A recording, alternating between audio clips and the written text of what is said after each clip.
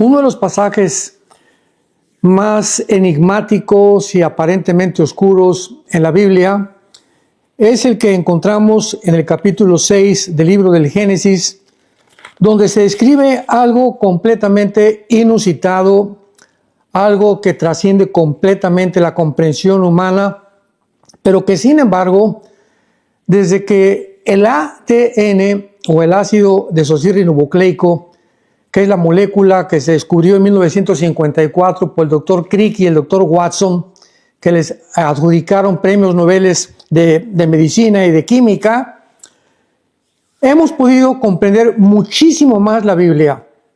Y es increíble que esto haya sido escrito hace 3.500, 4.000 años. Y en este pasaje del capítulo 6 del libro del Génesis, dice la Biblia, voy a dar la lectura a continuación y lo vamos a desarrollar poco a poco, aunque ya les recomiendo que vean la primera y la segunda parte, porque esta es la tercera parte de esta serie titulada, repito, Los gigantes en los días de Noé. Dice Génesis capítulo 6, versículo del 1 al 4. Aconteció que cuando comenzaron los hombres a multiplicarse sobre la faz de la tierra, y les nacieron hijas, que viendo los hijos de Dios, recordemos esta frase, los hijos de Dios, que las hijas de los hombres eran hermosas, tomaron para sí mujeres, escogiendo entre todas.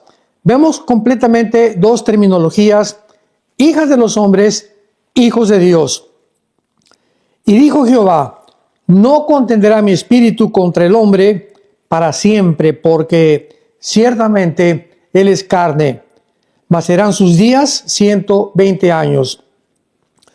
Había gigantes en la tierra en aquellos días, y también después que se llegaron los hijos de Dios a las hijas de los hombres, y les engendraron hijos,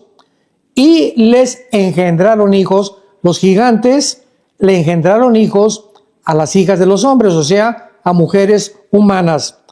Estos fueron los valientes que desde la antigüedad fueron varones de renombre. Esto, repito, es inusitado, enigmático, aparentemente algo oscuro, cuando no entendemos los avances de la genética, porque si nosotros hasta el siglo pasado, 1954, repito, alcanzamos a descubrir la molécula del ADN y las implicaciones que esto tiene, ahora existe el famoso método CRISP, con C de Carlos, R de Raúl, CRISP, tal como suena con P al final, CRISP, donde ya los genetistas están alterando, ya pueden meterse a poder modificar esta molécula y cambiar completamente el ADN de los seres humanos. No sabemos hasta dónde van a llegar, o bueno, la Biblia nos los muestra, vamos a verlo tal vez en la cuarta, quinta parte de esta serie, a las modificaciones genéticas que encontramos en el capítulo 9 del libro del Génesis. Entonces, vemos de qué forma hubo una invasión, hubo una mezcla híbrida entre los ángeles caídos y las mujeres humanas. Durante el siglo pasado todavía se estuvo debatiendo, oiga, pero pues ¿cómo es posible esto? Si los ángeles, ¿cómo pueden meterse con las mujeres? Etcétera, etcétera. ¿Qué acaso los ángeles también tienen ADN? Bueno, hubo una serie de controversias, argumentos que se estuvieron poniendo en la mesa durante muchos años, y mientras más avanza la medicina y más avanza la genética, y además, mientras más rápido suceden los eventos, cumpliendo las profecías de los últimos tiempos, más rápida iluminación vamos a tener los cristianos para entender cosas que hace 2 años, que hace 5 años, mucho más, que hace 20 años no podíamos entender.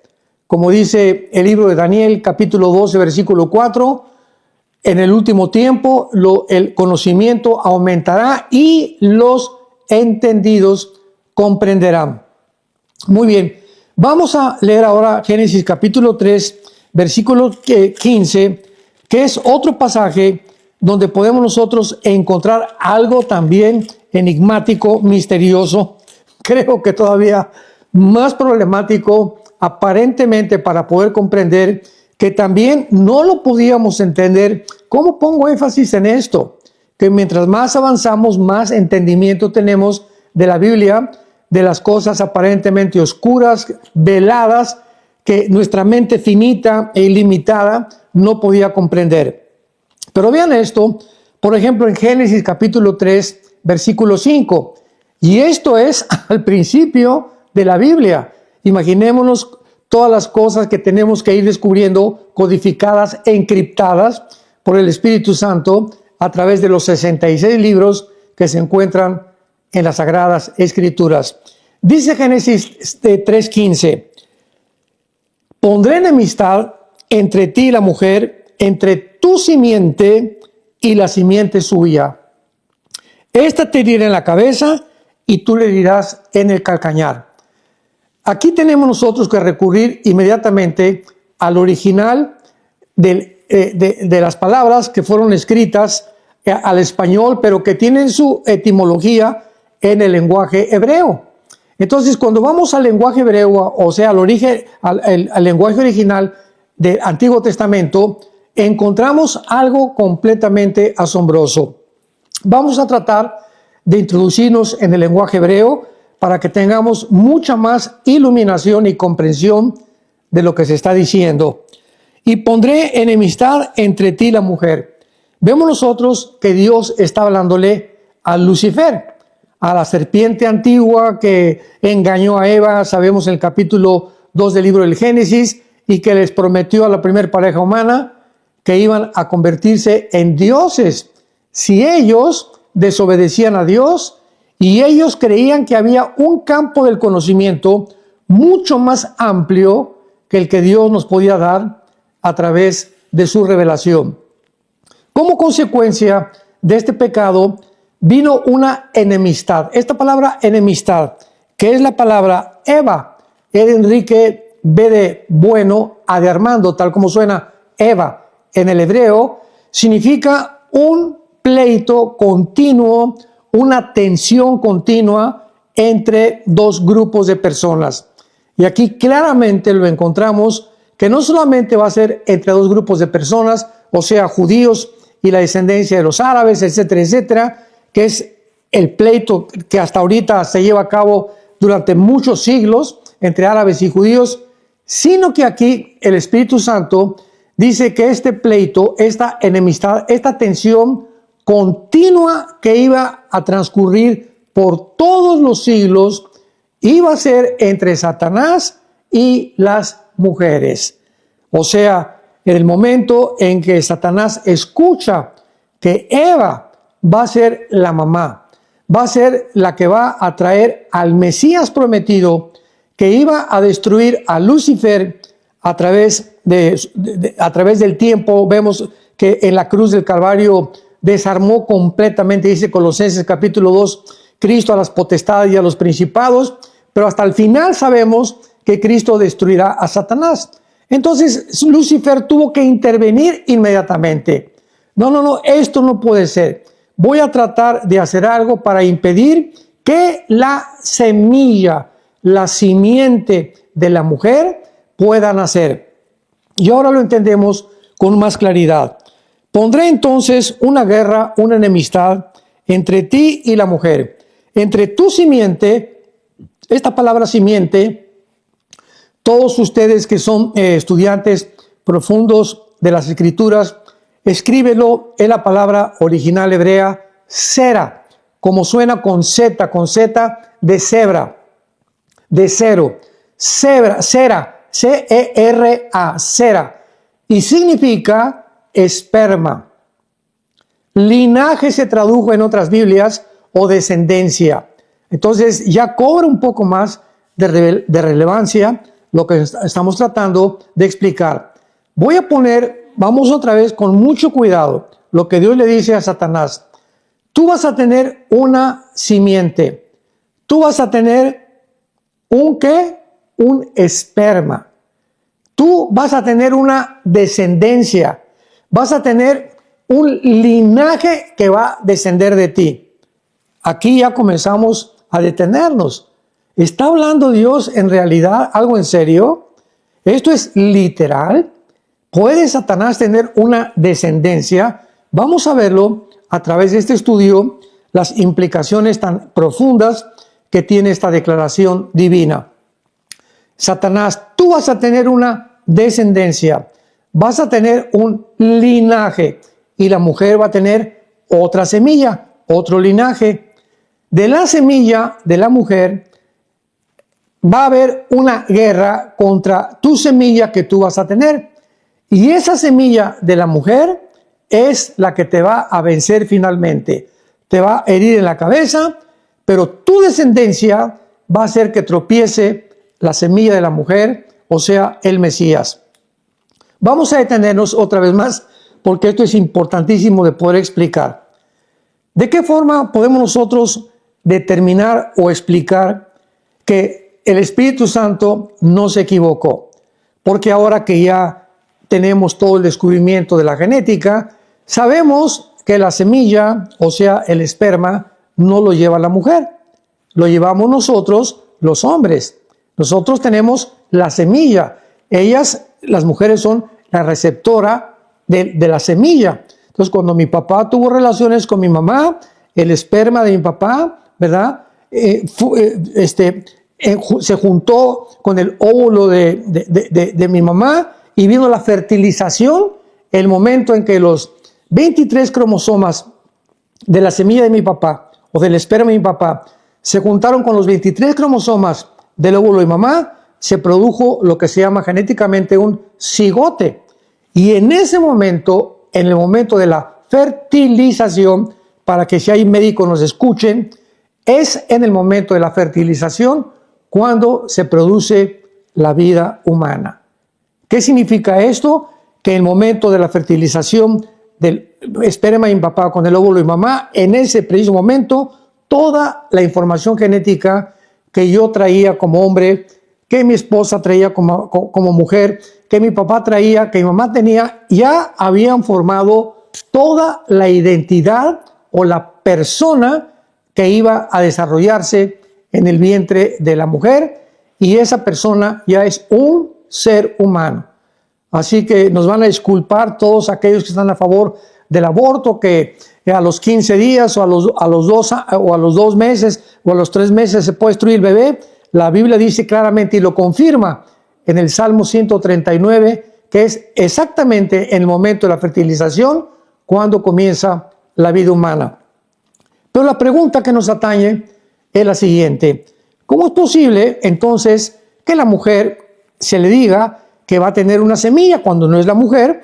Ya lo sabemos por la genética moderna, es el hombre el que la tiene. Bueno, aquí se está profetizando de una forma maravillosa que el Mesías que iba a venir a través de María iba a nacer por un esperma, por una semilla. Como la mujer no puede tener esta semilla, ¿quién iba a poner esta semilla si el Mesías tenía que nacer virginalmente?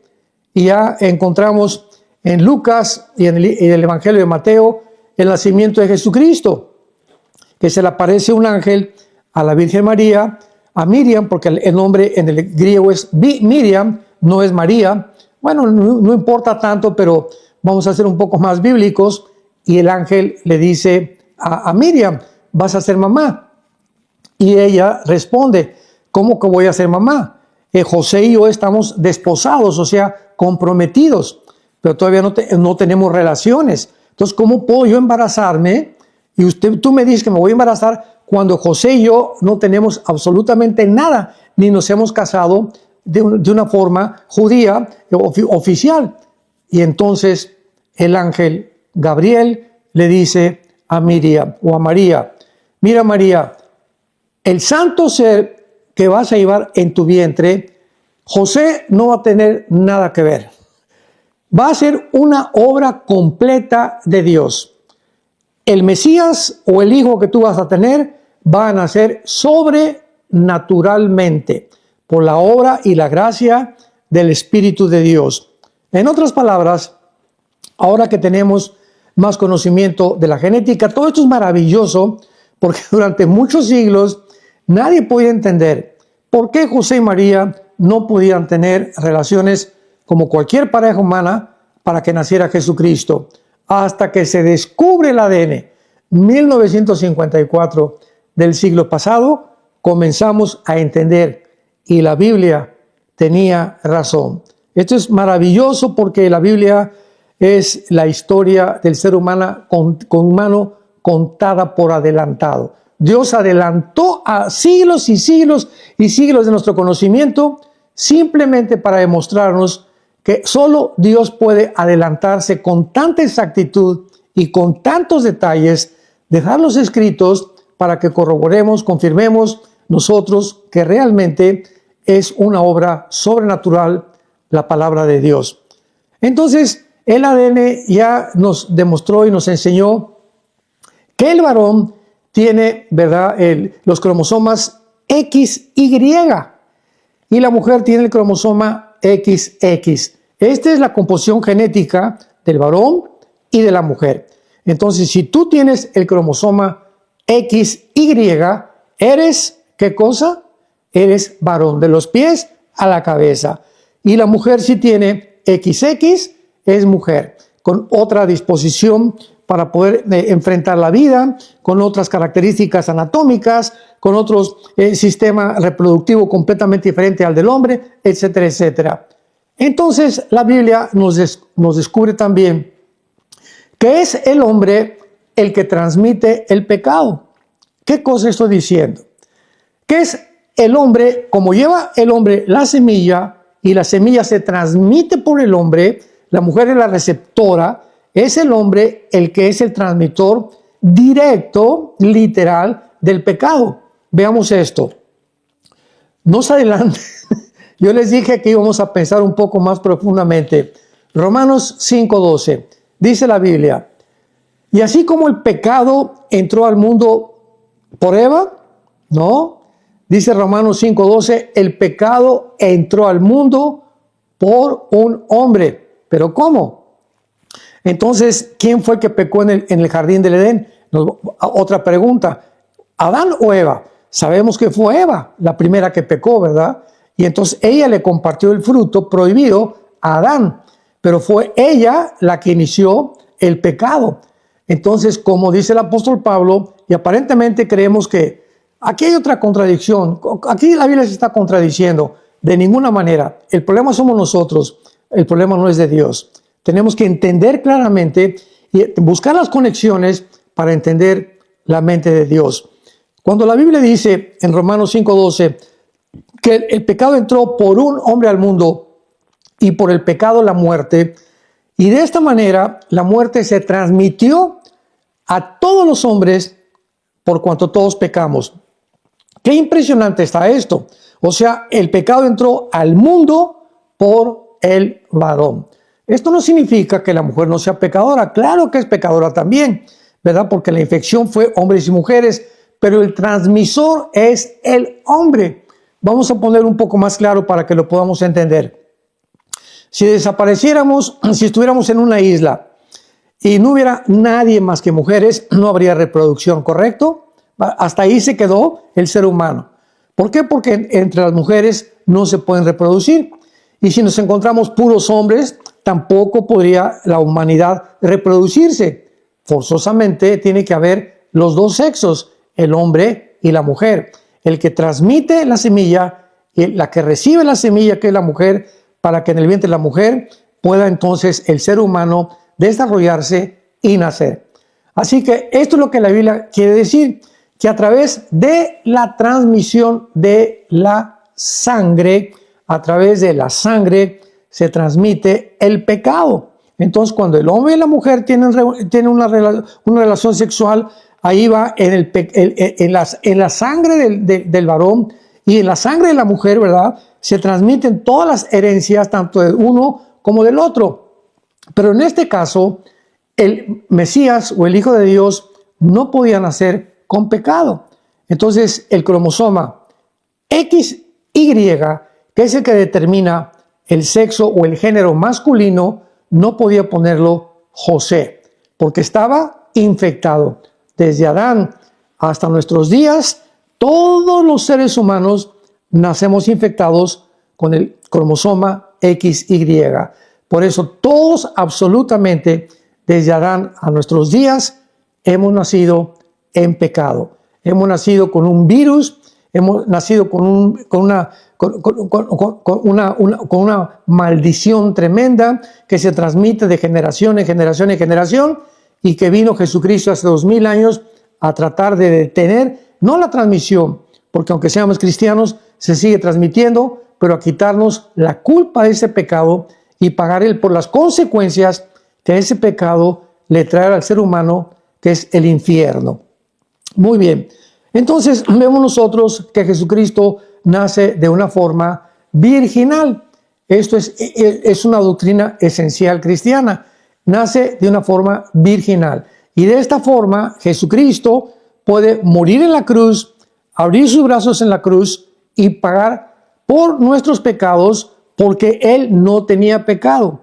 Dice 1 Corintios capítulo 5, al que no conoció pecado, por nosotros se hizo pecado. No dice que Jesucristo pecó de ninguna manera. Nunca pecó, ni con pensamiento, ni con palabra, ni con acciones. Él nunca jamás pecó. Él se hizo pecado.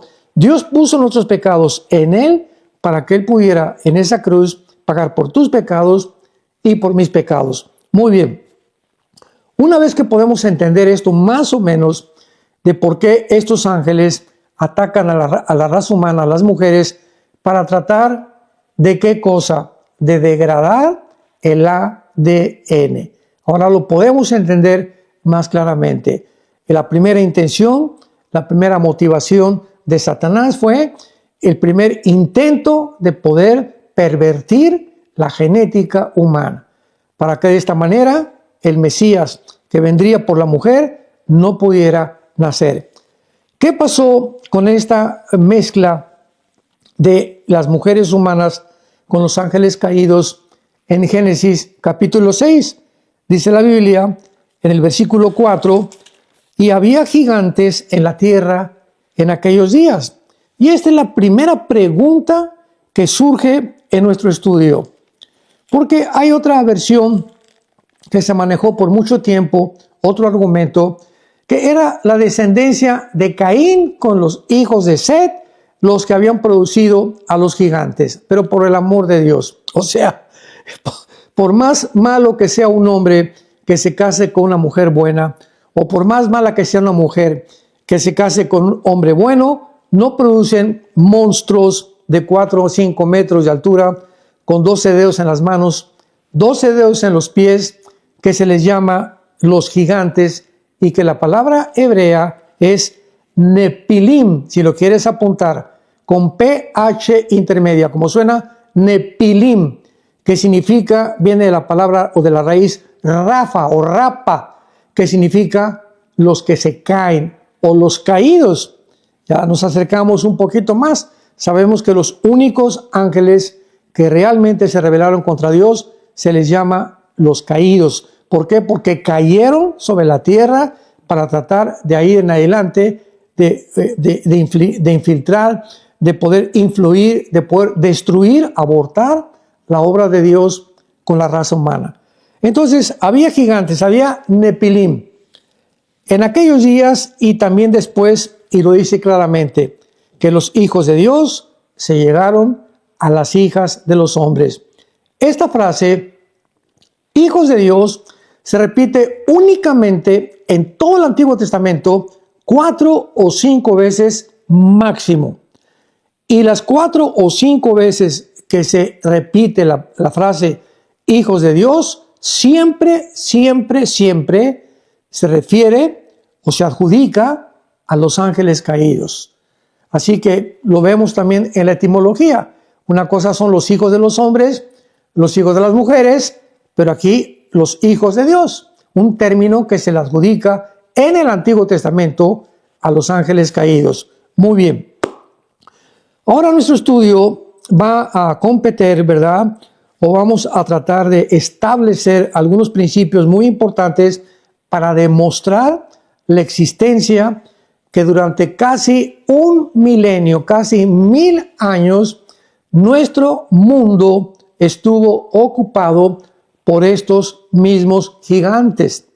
¿Y saben ustedes quién fue finalmente el que acabó con la raza de gigantes? Fue el rey David, que nos vamos a ver en los siguientes estudios. Vamos a hacer un estudio bastante lento para que puedan ustedes ir comprendiendo claramente, porque son doctrinas y son estudios o enseñanzas que casi no se escuchan en ningún lado y tienen una profundidad asombrosa porque nos ayuda a entender la frase de Jesucristo en Mateo 24, 37 al 39, más como en los días de Noé. Así será la venida del Hijo del Hombre.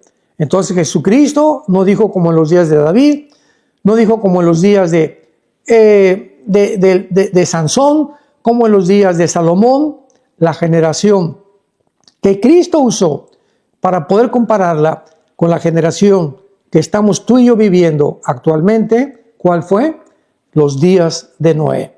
Así que pues es lógico que si queremos entender cómo fue los días de Noé y la comparamos con las características de la vida que estamos teniendo y el tiempo que estamos viviendo, vamos a tener una amplitud mucho más grande, un espectro más grande de conocimiento acerca de lo que Dios y Jesucristo nos quería dar a entender. Muy bien. Si en los días de Noé hubo este ataque a la genética humana, ¿acaso implica que también en la época que estamos viviendo va a haber algún deterioro? ¿Va a haber algún ataque contra la genética? Podemos ya ahorita en el siglo XXI, escúchenme muy bien, ser testigos de lo que están pasando en laboratorios clandestinos y de qué forma el ser humano, principalmente en estos 26 años que llevamos del siglo XXI, cómo el ser humano se ha atrevido a ya comenzar a propagar, como en el famoso Foro Económico Mundial de Davos, Suiza, por este hombre psicópata, Yuval Noah Harari, que es el consejero del Foro Económico Mundial, decir que el ser humano va a producir una super raza de seres humanos, que ahora con la genética que tenemos, con la inteligencia artificial y con los conocimientos que tenemos de la tecnología, el ser humano, bueno, pues si somos el producto de los changos, si realmente venimos de la evolución, pues es la hora que usemos los medios alternativos como la genética, la tecnología, la inteligencia artificial para producir un mejor ser humano, mejorar al ser humano. O sea, atreverse a creer que el ser humano puede hacer algo mejor que Dios. Esa es la idea del ser humano, una idea psicótica completamente, una idea psicopática completamente. Solamente es una locura ni siquiera atreverse a decir eso. Eso es lo que se está enseñando en los laboratorios, en las universidades y políticamente en el foro de Davos, donde empresarios, presidentes, diplomáticos, escritores, filósofos escuchan las palabras de este señor Noah Harari. Buscan en Google Noah Harari con H, Harari. Tiene un libro que se llama El Hombre Dios, Homos Deus, que ahorita están en todas las librerías, donde él explica claramente lo que yo te estoy diciendo. Para que veas que aquí no hay ningún invento, estamos hablando la realidad de lo que está pasando en el mundo a la luz de las Escrituras. Muy bien. Veamos entonces rápidamente en el libro de Génesis capítulo 6 algunas características que existieron en el día de Noé para ir abarcando más adelante el proceso y el desarrollo de cómo se multiplicaron los gigantes durante ese tiempo y cómo los gigantes fueron los primeros que trataron de impedir que el pueblo judío entrara a la tierra de Canaán. Aquí ya vemos claramente que estaban marcados completamente como entidades malignas para abortar el plan de Dios. El plan de Dios era que cuando Dios sacó a los judíos de Egipto, introducirlos a la tierra de Canaán, pero ahí los estaban esperando los gigantes. Estos seres híbridos de 4 o 5 metros de altura. Vamos a ver a Goliat, que fue uno de los que pelearon contra David, ¿se acuerdan? En 1 Samuel capítulo 17, y vamos a ver con detalles todos y cada uno de estos acontecimientos. Pero veamos algunas características importantes de los días de Noé, aparte de la invasión genética que hubo de los ángeles caídos. Dice Génesis 6, versículo 11 y 12. Y se corrompió la tierra. Esos son los tiempos de Noé. La tierra estaba corrompida delante de Dios. Y estaba la tierra llena de violencia. Y miró Dios la tierra, he aquí que estaba corrompida, porque toda carne había corrompido y había corrompido su camino sobre la tierra. Aquí me detengo rápidamente para explicar lo siguiente. La palabra corromper, porque ahorita podríamos preguntarnos, ¿existe algún gobierno en la actualidad, en el siglo XXI, que no esté corrompido?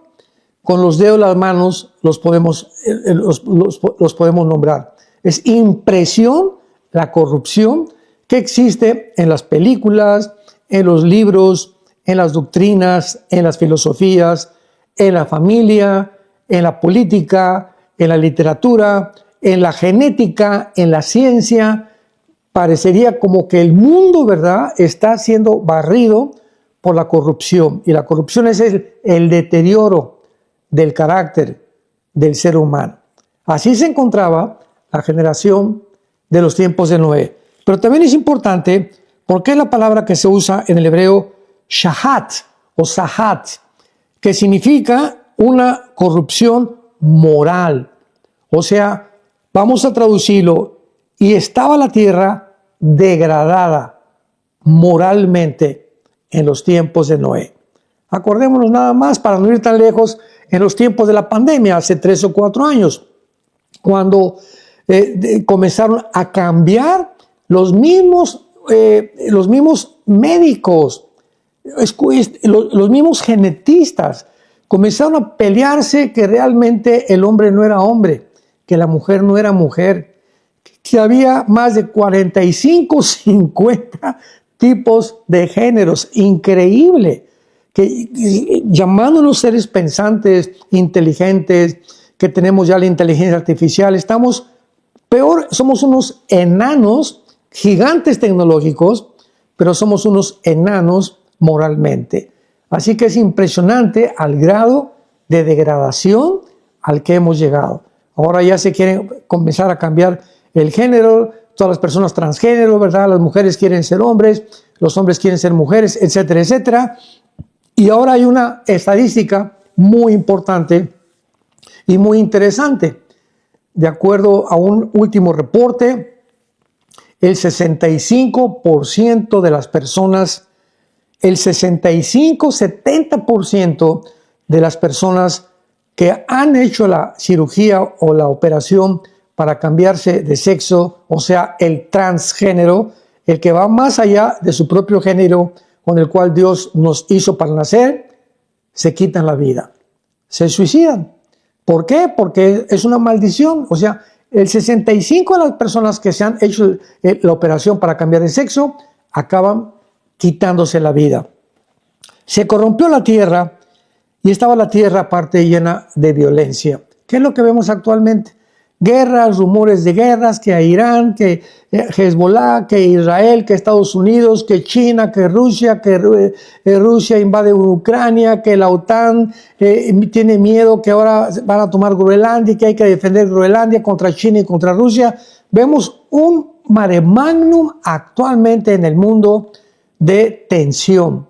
Es lo que todos los días abrimos los ojos y encontramos en la televisión antes de acostarnos, en los medios de comunicación, una tensión continua en el que ya en el último año o 2 años continuamente se pone énfasis en la Tercera Guerra Mundial, en la que ya ahora sí Putin va a lanzar cohetes, ya China va a lanzar cohetes, Norcorea va a lanzar cohetes, y ahorita Estados Unidos, Irán va a tener que contestar a Israel, pero ya es algo que Jesucristo profetizó en Mateo 24, y oirán de guerras y rumores de guerras.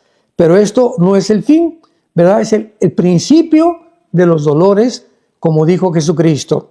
Así que esta era la característica en los tiempos de Noé. Una degradación completa, una corrupción moral y además violencia por todos lados. Y dice la Biblia en el versículo 12, y miró Dios la tierra, y la tierra estaba corrompida, se usa la palabra shahat, porque toda carne había corrompido su camino sobre la tierra. O sea, realmente era una verdadera Sodoma y Gomorra, el mundo en los tiempos de Noé. Vamos a ver en esta cuarta parte, ya abarcar el mundo de los gigantes, y vamos a ir desarrollando el estudio claramente muy sistemático desde el capítulo 2 del Deuteronomio para ir viendo el avance de los gigantes y de qué manera estos gigantes o estos Nefilim estaban poblando completamente la tierra de Canaán y fueron más de 8 o 10 tribus de gigantes que poblaron el mundo y que se repartieron el mundo, como lo vamos a ver con la evidencia de las pirámides de Egipto, las de Machu Picchu y cosas que dices, estas construcciones, estos megalíticos, no pudieron haber hecho por hombres. ¿Quiénes fueron, verdad? Estos pobladores que estaban infiltrados, ángeles caídos, que habitaron aquí en la tierra en ese tiempo y que fueron destruidos por el diluvio y que van a volver a reproducirse antes de que Cristo regrese. Así que pongamos atención para la cuarta parte de este estudio tan interesante, los gigantes en el tiempo de Noé.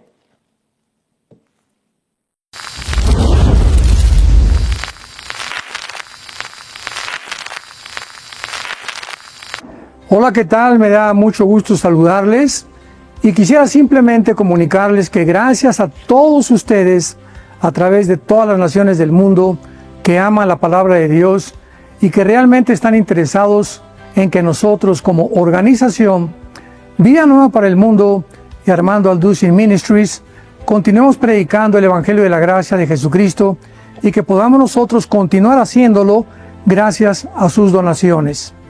Este año cumplimos 46 años de ministerio, 46 años donde hemos predicado, hemos enseñado, hemos tenido seminarios y de diferentes formas de estudios bíblicos alrededor del mundo y hemos pensado y considerado de una forma fiel el Evangelio de la sana doctrina de Jesucristo.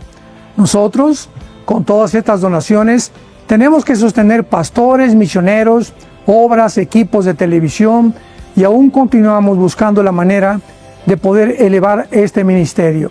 Hasta este momento quiero que ustedes estén enterados que no tenemos una sola propiedad como organización y así hemos trabajado durante 46 años porque le damos la importancia a la evangelización, a las misiones y también a los hombres de Dios para levantar más pastores. Le damos las gracias y que pueda Dios con su gracia tocar sus corazones y que puedan ustedes invertir en un terreno donde es fructífero, porque creemos que ha producido bastante buen fruto para la gloria de Dios. Gracias, muchas gracias por sus aportaciones y por las donaciones que sabemos ustedes continuarán haciendo para que podamos continuar siendo fieles en la predicación del Evangelio de la gracia de Dios. Que Dios les bendiga.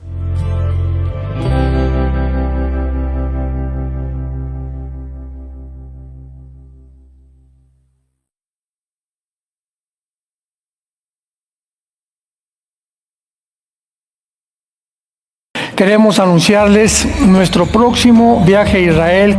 Será, apúntenlo, del 13 al 23 de abril. Del 13 al 23 de abril vamos a visitar el Jardín de la Tumba, el Mar de Galilea. En el río Jordán vamos a tener bautizos. Estaremos en Capernaum, Caná de Galilea, en Belén, el Monte de las Bienaventuranzas. Y tenemos una visita especial a la zona de los kibbutz, donde fue el ataque del 7 de octubre, que van a hacer una cosa muy especial con nosotros, porque no dejan entrar a nadie, para los que quieran visitar y que nos expliquen los sobrevivientes lo que sucedió. Estaremos compartiendo también casi todas las noches en hoteles el mensaje de la palabra de Dios y te dejamos aquí abajo toda la información ahorita en el spot para que aparten su lugar. Así que nos vemos, tal vez sea la última vez de nuestro viaje a Israel. Que Dios los bendiga.